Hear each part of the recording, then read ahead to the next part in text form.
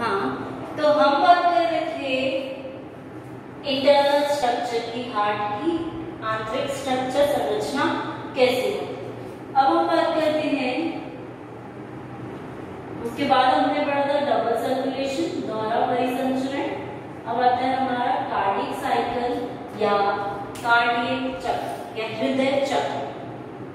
जब भी हम हृदय चक्र की बात कर रहे हैं तो ये चक्र, क्योंकि हमारे हार्ट जो है वो नॉर्मल रेट पर बीट करता रहता है, नियमित उसका क्रमिक बिल्कुल रिदमिक प्रोसेस है, प्रक्रिया है, इस कारण हार्ट चक्र को हम हृदय चक्र के नाम से जानते हैं। और ये चक्र चलता रहता है क्योंकि नियमित प्रोसेस है और रिदमिक प्रोसेस है। एक रिदम के साथ क्रमिक वे में रेगुलरली हार्ट बीट या हृदय स्पंदन जो होता है वो क्रमिक वे में होता रहता है, इसलिए हम कार्डियक साइकिल बोलते हैं।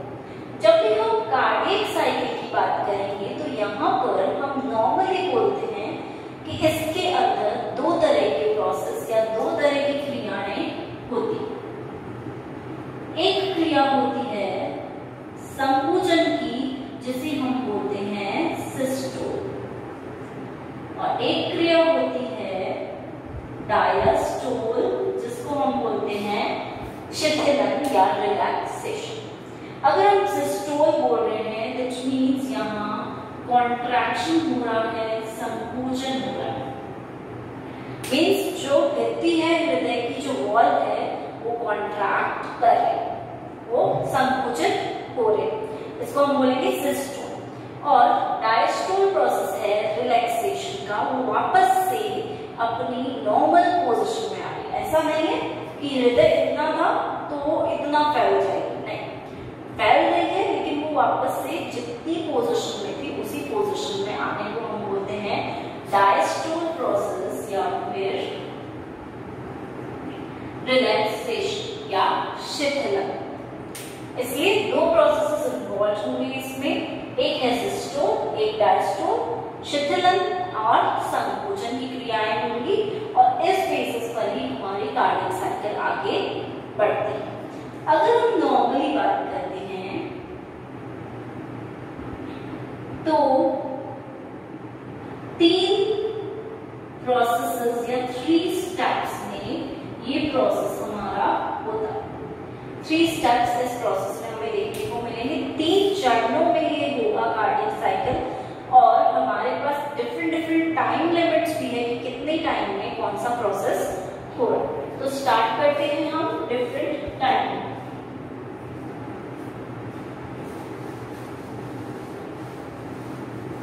कार्डियक साइकिल फर्स्ट हमारा आता है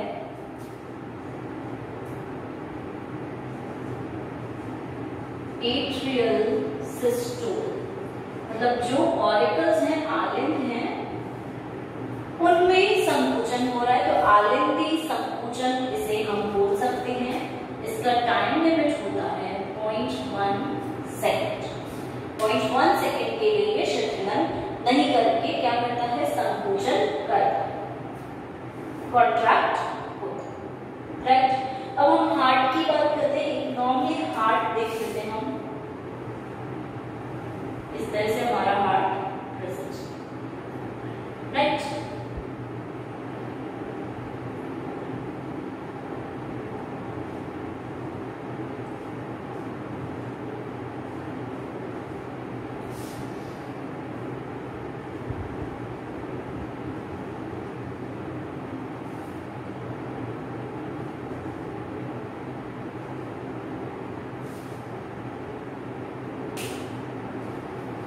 ठीक है, अभी हम सिर्फ एट्रियम की बात करें। हुआ क्या था, यहां से वेना केवा से, वेन्स से ब्लड यहां आएगा, ठीक है, राइट ऑरिकल में, और यहां से लेफ्ट ऑरिकल में, ठीक है। इस तरह से राइट ऑरिकल में यहां से ब्लड आएगा, और पल्मोनरी वेन से ऑक्सीजनेटेड ब्लड जो था लंग्स के थ्रू यहाँ पे है ऑक्सीजनेटेड ब्लड, हमारा यहाँ पर प्रेजेंट है, डीऑक्सीजनेटेड ब्लड हमारा यहाँ पर प्रेजेंट है। ठीक है, दोनों आर्गन में आके ये जो ब्लड है वो फिल्ड अप हो चुका है। ठीक है, अब क्या होगा, यहाँ पर हमने पढ़ा था कहीं पे कि SA नोड प्रेजेंट है, तो उस तक क्या होगा, संकुचन की एक तरंग आएगी, एक सिग्नल आएगा, एक इंपल्स आएगी, एक वेव आएगी।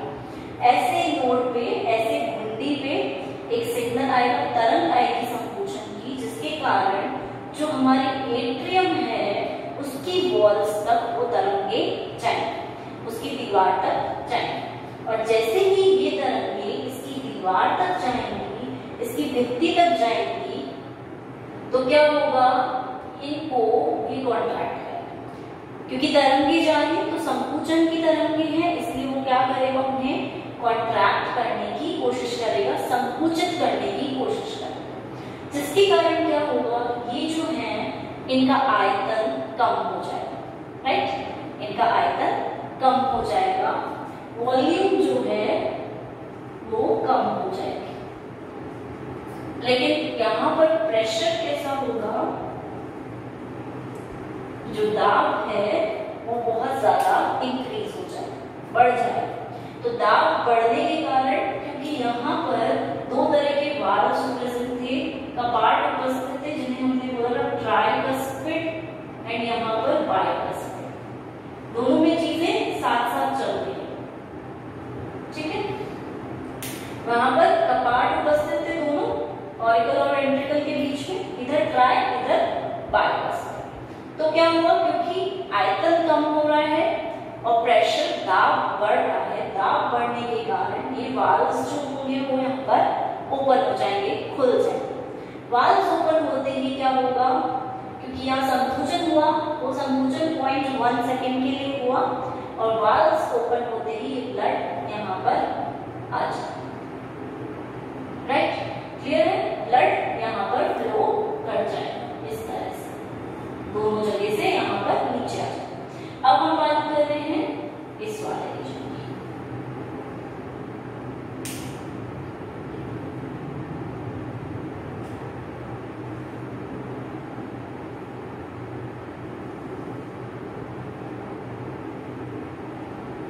ठीक है, ब्लड आ गया, तो एट्रियल सिस्टम में हमें पता चला कि ब्लड ऑलरेडी यहाँ पे भरा हुआ था, संकुचन की तरंग आई SA नोड में, ऐसे नोड से दीवारों तक गई, दीवारों में जाने के कारण ब्लड कपाट खुले, ब्लड यहाँ पे आ गया, और आगे जाकर ये तरंग अब जाएगी AV नोड पर, AV घुंडी जो थी वहां तक ये तरंग जाएगी।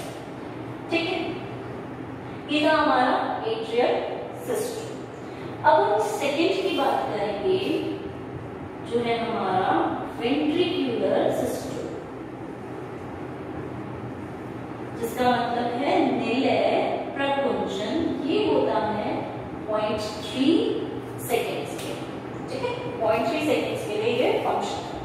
अब ऐसे नोड के बाद AV नोड तक गई तरंगे, AV नोड से यहाँ पे बंडल ऑफ हिस तक आएंगी, इसका समूह, और पर्किंजे फाइबर के थ्रू यहाँ पे स्प्रेड हो जाएगी।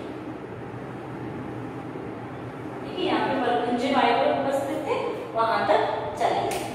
अब यहाँ तक जाने के बाद तरंगे क्या होगा, वेंट्रिकल्स की जो वॉल है वो कॉन्ट्रैक्ट, वेंट्रिकल्स की वॉल संकुचनशीलता दर्शाएगी, जिसके कारण यहाँ क्या होगा, ये अगेन वॉल्यूम जो है वो डिक्रीज होगा, और यहाँ पर प्रेशर इंक्रीज होगा, बढ़ेगा।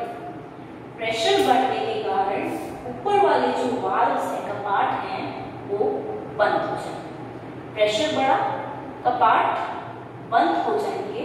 उस प्रेशर के कारण जो कपाट बंद होने की आवाज आती है उसे हम बोलते हैं लव।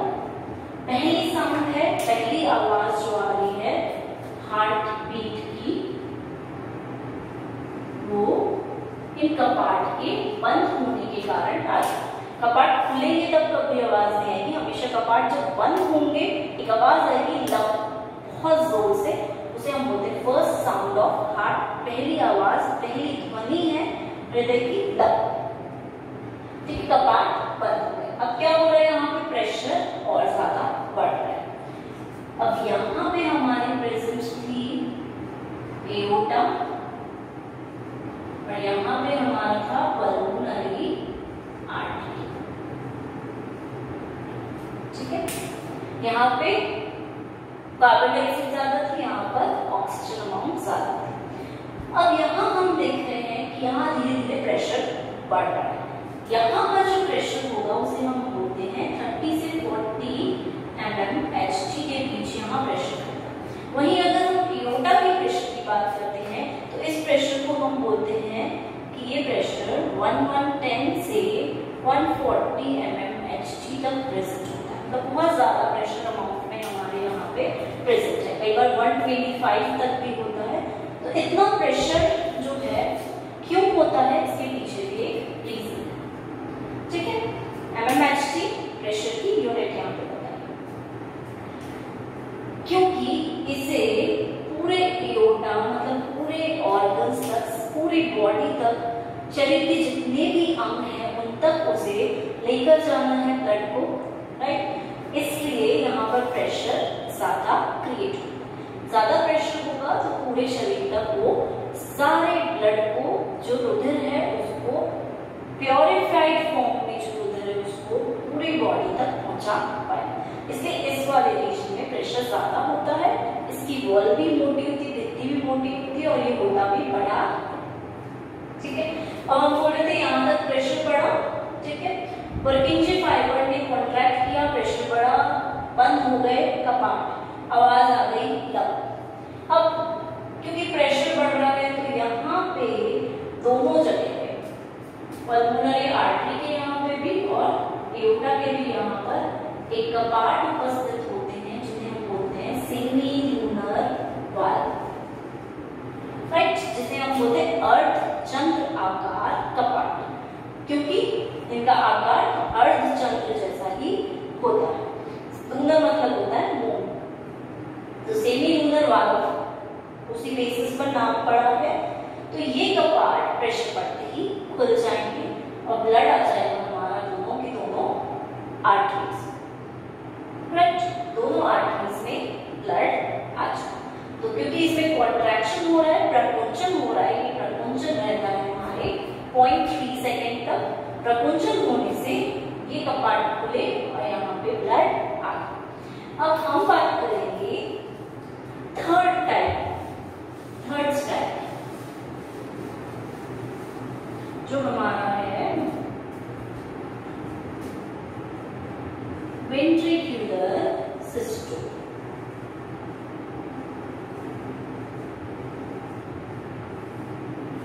निलय शिथिल, निलय में शिथिल।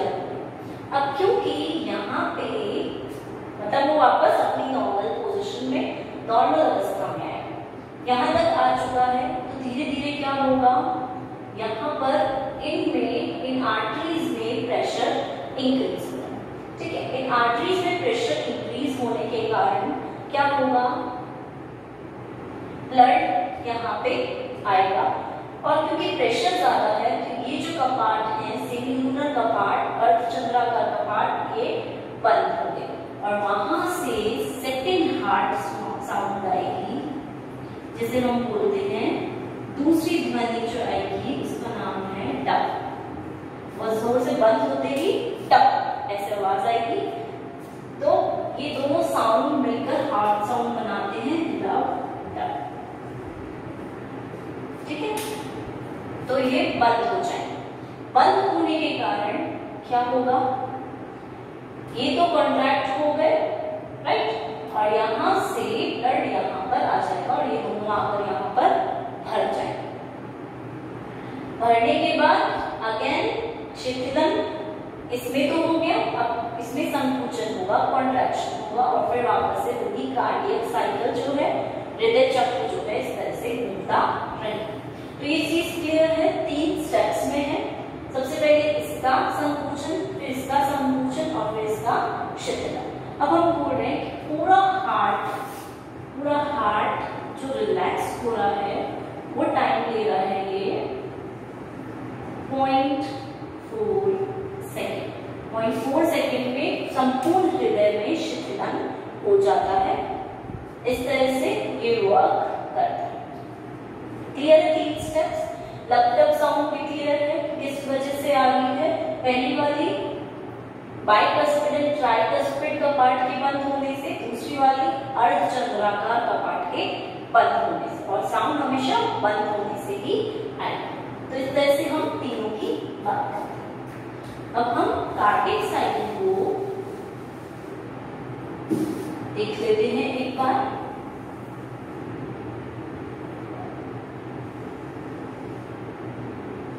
ये है, ये यहां से यहां 0.1 सेकेंड, 0.3 सेकेंड एंड 0.4 सेकेंड। इस तरह से हम डायग्राम बनाते हैं। 0.1 सेकेंड के लिए था एट्रियल सिस्टोल, 0.3 सेकेंड के लिए था वेंट्रिक्युलर सिस्टोल, संकुचन या प्रकुंचन, और 0.4 सेकेंड के लिए था कंप्लीट हार्ट रिलैक्सेशन, पूरा संपूर्ण हृदय का शिथिलन। इस तरह से ये हमारा कार्डियक साइकिल का डायग्राम कहलाता है। अब हम बात करते हैं, हमने बोला कि हमारा एट्रियल सिस्टोल जो है वो 0.1 सेकेंड में हो, तो हम बोलते हैं हमारा एट्रियल डायस्टोल कितने में होगा? 0.7 सेकेंड, राइट। हम पूरा टोटल मान के चल रहे हैं कि 0.8 सेकेंड की कार्डियक साइकिल अगर है तो 0.1 अगर एट्रियल सिस्टोल हो रहा है तो डायस्टोल शिथिलन 0.7 सेकेंड तक रहेगा। वहीं अगर हम बोल रहे हैं हमारा वेंट्रिक्युलर सिस्टोल 0.3 सेकेंड के लिए हो रहा है, तो जो हमारा वेंट्रिक्युलर डायस्टोल हुआ 0.8 से माइनस कर देंगे, 0.5 सेकेंड के लिए रहेगा। वही कंप्लीट हार्ट रिलैक्सेशन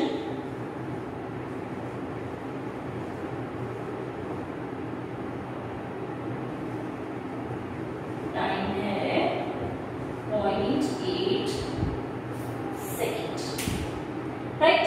इस तरह से हम इसको स्टडी कर सकते हैं।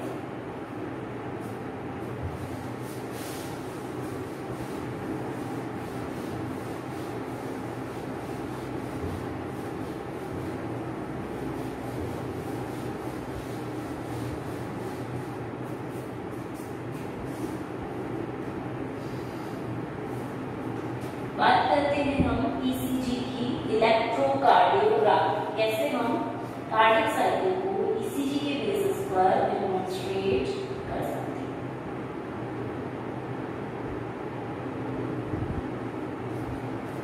ये पॉइंट हमारा P, Q, R, S, T। P को हम अलग तरीके से, QRS को हम अलग तरीके से, T को हम अलग तरीके से डिनोट करते हैं। अब नॉर्मली अगर हम यहाँ पर वेव्स लेवल पे बात कर रहे हैं तो वेव्स लेवल पर हम देखते हैं कि यहाँ पर 3 टाइप से हम डिनोट कर रहे हैं चीजों, राइट। तो हम सबसे पहले बात करेंगे P पॉइंट की, जिसे हम बोलते हैं एट्रियल डीपोलराइजेशन। P पॉइंट हमारा ऐसा आता है, दैट मींस एट्रियम जो है उसका डीपोलराइजेशन हो रहा है। दैट मींस यहाँ पर कॉन्ट्रैक्शन, संकुचनशीलता ऑब्जर्व हो रही है। वहीं अगर हम QRS पॉइंट की बात करें तो QRS पॉइंट को हम एक साथ लेकर चलते हैं और यहाँ पर हम बोलते हैं कि यहाँ पर वेंट्रिक्युलर डीपोलराइजेशन हो रहा है, जिसका मतलब हुआ कि यहाँ से भी वेंट्रिकल जो है उसमें प्रकुंचन या संकुचन, कॉन्ट्रैक्शन हो रहा है, राइट। QRS एक वेव लेके चल रहा है। वहीं हम T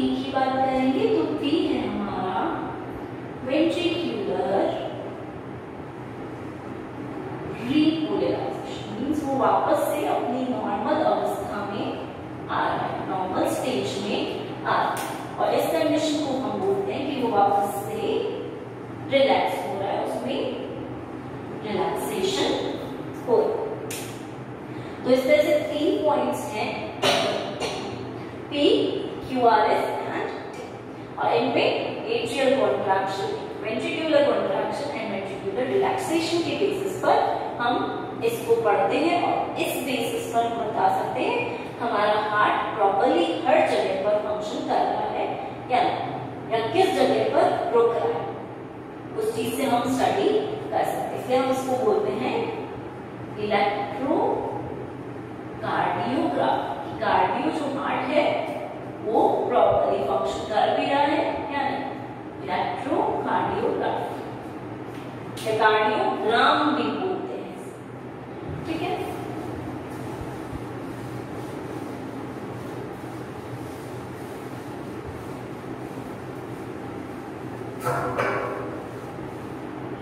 हार्ट बीट का सबको पता है, हार्ट बीट कैसे आ रही है, लब डब साउंड से दोनों का पार्ट बंद होने की वजह से।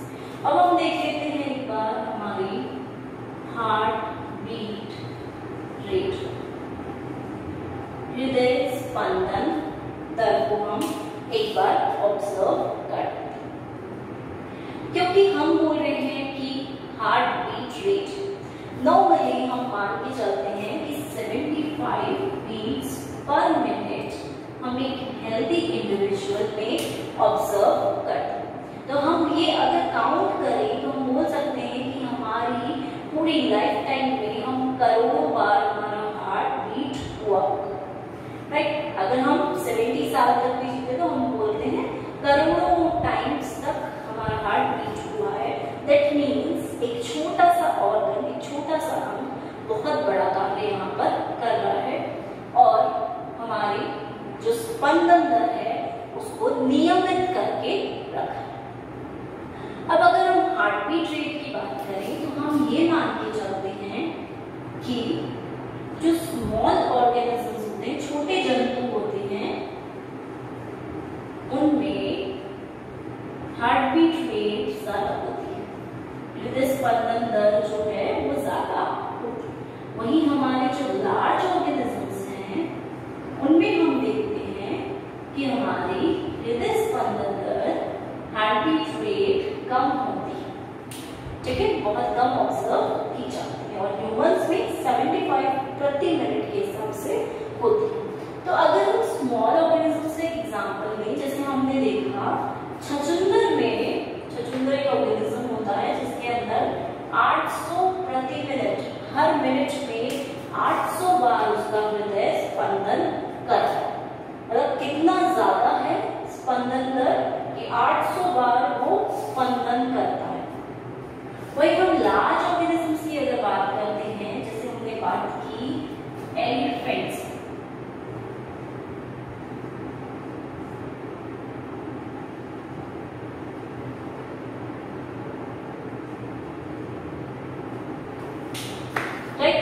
एलिफेंट्स की जब हम बात करते हैं तो यहाँ पर हम देखते हैं 20 से 25 टाइम्स प्रति मिनट के बीट करते हैं। अगर हम ऑब्जर्व करते हैं कैमल्स में, तो कैमल्स में हम देखते हैं 25 से 30 बीट्स पर मिनट ये करें। तो देखो कितना लार्ज डिफरेंस है इनमें और इनमें। ये लार्ज एनिमल्स हैं तो इनकी हार्ट बीट कम है और उनकी हार्ट बीट ज्यादा।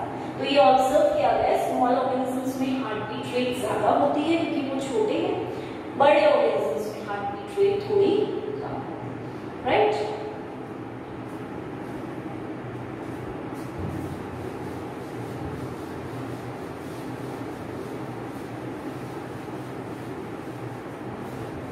हम नॉर्मली हम बात करते हैं कि जब एक नॉर्मल बेबी का बर्थ होता है तब हार्ट बीट हमारी 130 प्रति मिनट के हिसाब से होती है, ठीक है।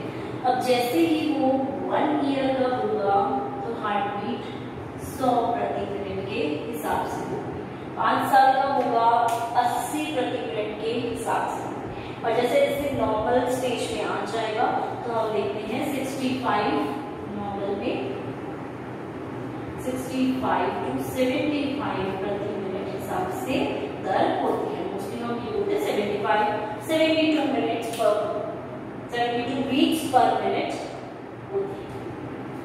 तो इस तरह से हम देखते हैं बर्थ से लेकर धीरे धीरे धीरे धीरे हमारी हार्ट बीट रेट डिक्रीज होती जाती है और एक फिर नॉर्मल उस पे आ जाती है।